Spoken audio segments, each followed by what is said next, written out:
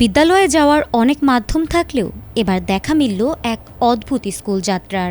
সম্প্রতি সামাজিক যোগাযোগ মাধ্যমে একটি ভিডিও ব্যাপকভাবে ছড়িয়ে পড়েছে।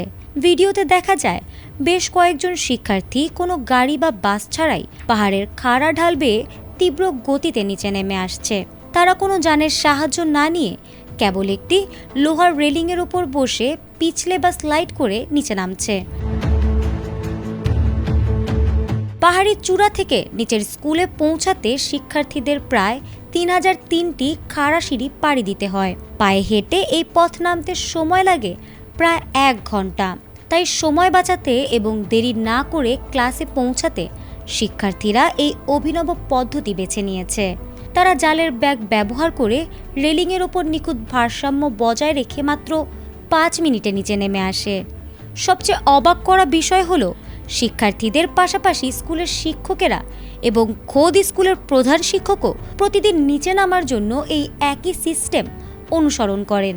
এই অবিশ্বাস্য ঘটনাটি ফিলিপাইনের জাঙ্গুয়াঙ্গা দেল নর্তে প্রদেশের ডিপোলোক সিটির লিনাবো পাহাড় এলাকার।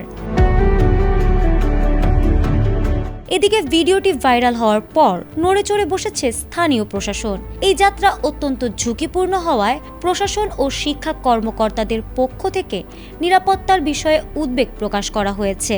সামান্য ভুলের কারণে বড় ধরনের দুর্ঘটনা ঘটতে পারে বলে তারা শিক্ষার্থীদের সতর্ক থাকার নির্দেশ দিয়েছেন। তবে পাহাড়ি এলাকার দুর্গম যোগাযোগ ব্যবস্থার কারণে এই রোমাঞ্চকর অথচ বিপজ্জনক যাত্রায় এখন ওখানকার শিক্ষক শিক্ষার্থীদের প্রতিদিনের জীবনের অংশ হয়ে দাঁড়িয়েছে।